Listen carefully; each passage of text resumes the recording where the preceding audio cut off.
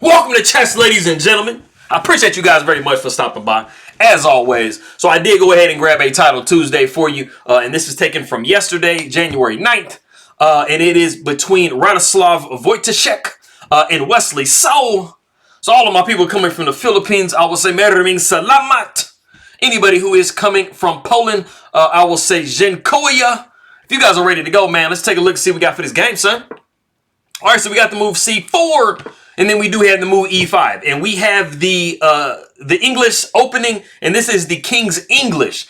Basically, Black doesn't want White to get this gigano center in the middle, so they are really definitely trying to prevent the move D4. So we actually see D3 played in the game, and some of you guys might be wondering, okay, is D4 actually that bad? Can I play D4? It is playable, but it does kind of come with a little bit of a price. And basically, it's argued that, you know, White doesn't really get any kind of an advantage out of all of that. So if we did see the move D4 in this position, you would be seeing pawn taking back, and then you would probably see queen taking. The knight would come to C6. After that, we would see queen down to D1, and then bishop comes to B4 with check. And like I said, it's not that you're absolutely not doing that great, but I mean, Black definitely has quite a bit of development, you know, while you have kind of wasted time with your queen. So, like I said, we do see the move D3. We got knight to F6. We got knight to F3. The knight goes to C6. And the thing that I think is very interesting with this, all the E4 players will see this. It kind of has like some Ruy Lopez Spanish game type stuff in there, except for, of course, you see that this bishop literally has no way to get to bishop to B5. But, I mean, I just thought that was interesting.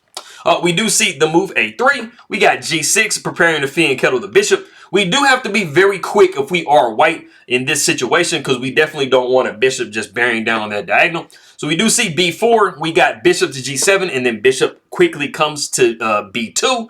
And like I said, we do have some pretty monster bishops, you know, kind of opposing each other. We do see the move D5 breaking in the center. We got pawn taking D5, knight taking D5, and we do see knight B to D2. So, you know, both players are pretty much getting all their pieces out. They're getting developed. You know, both players just have like a couple of moves and they're good to go. We do see castles by Black. We got the move E3. We got rook to E8, and then we actually see the novelty of the game, and that is rook over to C1. Now, in the past, we've actually seen queen to C2 in this exact position. So that is why, you know, rook to C1 is a novelty. But there is a very specific detail as to why queen to C2 really kind of needs to be played. It needs to hold this bishop that is undefended on B2. After we would see something possibly like E4, pawn would take E4, and like I said, the bishop is completely protected on B2, so everything is kind of somewhat held. The unfortunate thing about after rook to E8, we did see rook to C1. The unfortunate thing about this situation is it really doesn't address the fact that you are kind of having a bishop over here. It's placed beautifully, but it is undeveloped, and Wesley So definitely starts to try to take advantage of that. We actually see E4 in the game, and like I said, it comes with a little bit more oomph behind it. It forces you to kind of go into like a really weird, you know, variation. We got bishop taking G7, pawn taking F3. You save the bishop going back to B2. We got pawn taking G2, and then bishop taking G2. And we have actually reached a position. If you do want to pause the video, there's a really, really killer move that Black has in the position. Try to see if you can guess that move. Okay, this actually wasn't seen in the game. The move that was actually played in the game, it was the second best move. It was still like a really, really good move. But this one just had a little bit more oomph behind it. But you did have to be comfortable parting with the piece. The move that I am looking for, I wish I could quit doing that. The move that I am actually looking for is knight takes E3. And this does, like I said, completely blows up your position. You got pawn taking E3, rook taking E3 with check. This does force the king over. We got rook taking D3, and then we do see rook to C2. And this is not the Happy Days theme song. You know, Monday, Tuesday, Happy Days. No, it is not any of that. I mean, look at the king. The king's kind of just hanging out with the bishop over here like, hey, man, what you doing? Nothing. The king should absolutely not be there. So you have given up the piece, but you have gotten, you know, a couple of pawns, 3 pawns for the piece. So you definitely have more than enough compensation. And then look how tied down white is in this position. But like I said, we did not see that. After the bishop took on g2, Wesley So actually found a very nice idea, and that was knight to f4. Now, you have a couple of problems if you're in this position. The knight is hitting this bishop. Of course, you guys see that this pawn is pinned to the king. Even after you do something like bishop to f1 or bishop to e4, which is what we saw in the game, black still does what they want to do. Knight takes d3 with check. We see bishop taking d3. We got queen taking d3. And now the queen is all up in your kitchen, man. It's cooking food. It's like, hey, man, you want some food? I got you. No, just get out of my kitchen, bro. What are we doing? So we do see queen going to f3. And basically, white is definitely really trying to kind of get their pieces out. But, I mean, this queen actually kind of holds this diagonal all the way. So, I mean, you know, you can't castle right here. So you're like, bro, what am I going to do? This bishop is really beautiful, but white is definitely not in a position to start attacking black at all. We do see bishop to f5. And black is completely developed, and they do have an extra pawn. So they got a little something going on. We do see rook up to c3. Like, hey, man, I'm just going to go ahead and kill your queen right quick. Don't mind me. But Wesley So says, no, you're not, because I got knight to e5. It might not really seem like this is doing a whole lot, but it actually really is. What we see Wojtaszek do in the game is actually go queen takes b7. And this actually allows Wesley So to do some more craziness. But before we get into that, it was actually much better just to go into this variation with rook taking d3, knight taking f3 with check, knight taking f3, and then bishop taking f3. And I mean, you're down in exchange and a pawn, but this is definitely much more survivable than what we actually saw in the game. You kind of have maybe, you know, some ideas of maybe kind of plugging things up with like a knight here. You're dreaming of getting this rook out. Like right now, it's not doing anything. Like I said, we did see queen going, taking on b7. We got queen up to d6. We got knight to c4. Knight takes c4, rook takes c4, and then we have the queen coming back down in the kitchen. Remember, I was talking about cooking food. Yes, cooking some more food. This is attacking the undefended rook on c4. And I mean, kind of what do you do right here?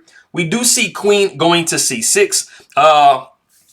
And like I said, we do have some possible mate threats coming up. We do rook a to d8. And like I said, the mate threats are coming up, homie. I mean, like, we got queen to d1, and you see the king has nowhere to go. Also, very important, we do still have this bishop over here completely undefended, and it's kind of a sitting duck. So even if you tried to do something, maybe like a rook to c1 or something, you would be looking at check here, and you're still picking up this bishop, stuff like that. So we definitely have to keep that in mind. We do see bishop up to d4, and this kind of seems like, man, you know what? I've cut off your queen and I've cut off, your rook together. But the problem is this bishop move actually cuts off your own rook from defending this square also. And black is definitely able to take advantage of that with the move bishop to e4.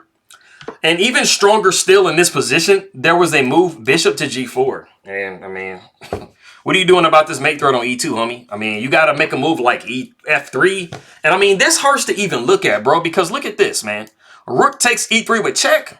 It's just blowing everything up, man. You got the rook. It's just, let's stop looking at that. Like I said, we did see bishop to e4, and this is forking the queen, and it is forking the rook. But, I mean, we see Wojtaszek really kind of put in like a nice little in-between move, though. We got queen to f6, and this is absolutely threatening mate on g7 or h8. So we actually see Wesley So saying, hey, bro, you know what? I'm going to go ahead and sack the exchange because why not? We got rook taking d4. We got rook taking d4. And then we have the move queen to c3 with check. And it is in this position that Wojtaszek resigns the game. The problem that you have in this position is everything looks pretty equal up to this point. White is going to have to move their king somewhere at some point. It really doesn't matter what you do, kind of how you move. This rook is always going to be hanging. Trying to hold it is not going to be very nice because the queen can check here. You can't block with the rook because you're going to be hanging your queen. So there's just way too many nasties going on. The best thing that you're going to do is give up this rook, but you're going to be playing a piece down. So that is not where Wojtaszek wanted to be at. So he went ahead and resigned the game. So I appreciate everybody very much for stopping by. Maraming salamat aking magkaibigan. Posa na nunood ng aking mga video. Let me see. Magandang umaga. It is morning time for you guys. Almasal tayo. Let's get something to eat real quick. Coconut shake. And anybody who is coming from Poland, I will say Jinkoya again. And I will also say Chest. Yeah, Chased. It's okay. I pronounced it wrong. Chased is the way that you pronounce it. Pretty sure.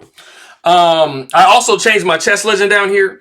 So we have Veselin Topalov. You guys probably are aware that he was the world champion from 05 to 06. There was kind of that weird thing in 93 when we had the Professional Chess Association with Kasparov and Short. And then we had kind of FIDE. Everybody kind of broke up. And then we kind of came back together around 2006. So we kind of got everything back rolling how it's supposed to be. But he definitely was a world champion. So, you know, look his info up for sure. And I just appreciate everybody very much for stopping by. Give me suggestions, leave some comments, subscribe. I appreciate everybody very much, and I'm going to see you guys next time.